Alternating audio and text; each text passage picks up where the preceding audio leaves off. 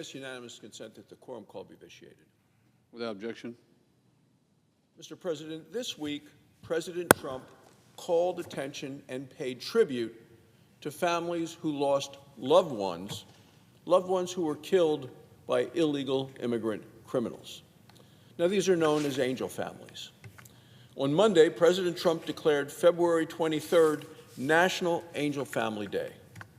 On Tuesday, during the State of the Union, when we were both there, the President honored a heartbroken angel mother, a mother who was there in the audience from the state of Texas, because her 16-year-old daughter, Lisbeth Medina, was brutally murdered by an illegal immigrant. Lisbeth's killer had a criminal background, should not have been in our country.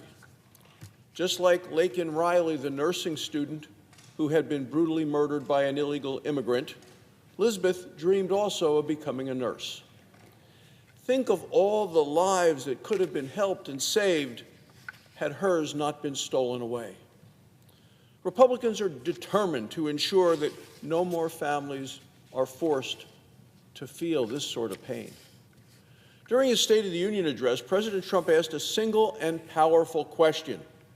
He said to the entire chamber, everyone, Republicans, Democrats, everyone there, he said, if you agree with this statement, then stand up and show your support. He then presented the statement to the American people. This is the statement. He said, the first duty of the American government is to protect American citizens, not illegal immigrants. So what happened? Republicans stood up and cheered, as should every American citizen, for putting American citizens first. Not a single Democrat that I saw stood up. They sat on their hands. They sat in the chamber. They refused to stand to the important statement of the first duty of the American government is to protect American citizens, not illegal aliens. To me, that revealing moment said it all. Now, I've said it many times before, I'll say it again, Democrats care more about illegal immigrant criminals, every one of them on the other side of the aisle care more about illegal immigrant criminals than they do about the safety and the security of the American people. That's wrong, Mr. President. That's not what our country is all about. Mr. President, we're now 13 days into the shutdown of the Department of Homeland Security. It's another Democrat shutdown. They're the ones that shut it down, a shutdown against American safety and security. That's who those people are. That's what they believe in. That's why they would not stand the other night during the President's State of the Union address to support American citizens as opposed to illegal immigrant criminals. Look, the Department of Homeland Security stands between illegal immigrant criminals and the American people, between terrorists and American citizens. And yet, this is the very department that the Democrats have decided to shut down. We funded 96% of the government through the usual approach that we do, the Appropriations Committee, and they refused that last 4% of government because that is the 4% that deals with the Department of Homeland Security. So today, these heroes that protect American lives, they are working without pay. It's wrong. We're talking about TSA agents, Secret Service agents, the Coast Guard who patrol our coastal waters, our nation's cybersecurity, 260,000 people in all working without pay.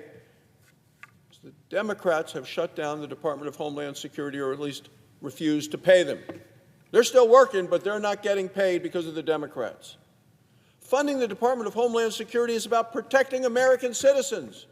That's the fundamental role of government. It's not coddling illegal immigrant criminals, which is what the Democrats seem to want to do, especially criminals who brutally murder American citizens. Republicans have offered fair terms to fully and immediately fund the Department of Homeland Security. What do the Democrats say? Well, they continue to make unreasonable and unserious demands. Democrats want the Department of Homeland Security to remain closed. It's very evident from their statements. Democrats have submitted a laundry list of demands in order for the government to fund the Department of Homeland Security. They demand harsh restrictions on cooperation between the federal government, state government, and local officials. Mr. President, you'd want them all to work together. I mean, wouldn't it be better if we coordinated efforts at the state, local, and national levels? Of course. Democrats are demanding an outright ban on immigration enforcement at so-called sensitive locations. So they have a list of sensitive locations. One, Mr. President, astonishingly, the first time this has ever appeared in any of their list of demands, but it's now here, they want a sensitive location for protection of illegal immigrants to be polling places. Why are illegal immigrants in polling places? It's illegal for them to vote. That's who the Democrats are. That's who their support is. That's what they're trying to do, protect illegal immigrant criminals. Their demands are driven not by the protection and safety of the American people. It's for the protection and safety of illegal immigrants, and it's just flat out wrong. It flies in the face of who we are as American citizens. Mr. President, the Democrat demands are driven not by the traditional Democrats of yesterday. Oh, no, they are driven by the extreme Democrats of today. And it's the extreme Democrats of today, Mr. President, who have captured and are controlling today's Democrat Party. The Democrats of yesterday is gone. This is a party under the control of the radical left, a party that calls for defunding the police, a party that encourages defying the law, and a party that refuses to stand when they're asked to support the citizens of America. Mr. President, the Democrats' demands, they are reckless, they are radical, and they are dangerous. The Democrats demand compromise public safety. They fly in the face of the rule of law. They turn America into a sanctuary country. That's not what the American people want. The danger is real, Mr. President. The cartels remain a serious and deadly threat. Just this week in Mexico, they launched a violent new drug war. This violence started after the Mexican military, encouraged and assisted by the United States, eliminated one of Mexico's most powerful drug lords. As the cartels spread chaos across Mexico, they also seek to harm law enforcement officers inside America, inside our own country. ABC News has now reported that the Mexican cartels have placed cash bounties on ICE and Border Patrol officers living and working here in America. Cartels paying for damage, physical damage, of ICE and Border Patrol agents serving here at home. They actually have a payment list. They offer $2,000 to dox an agent, including photos of the agent's family or details about the agent's family. They're paying $5,000 to $10,000 to kidnap or assault an enforcement officer, and $50,000 to murder a high-ranking official. That's what the Mexican cartels are up to these days, at a time that the Democrats here stand for the illegal immigrants but remain seated in terms of support for the American people. So think about it. Criminal cartels in Mexico have put a price on the heads of our law enforcement officers here at home in America.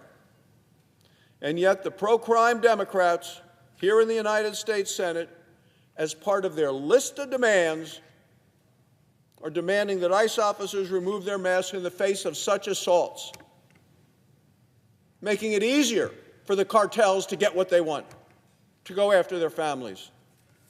Look, Republicans are not at all going to accept these dangerous demands from the Democrats.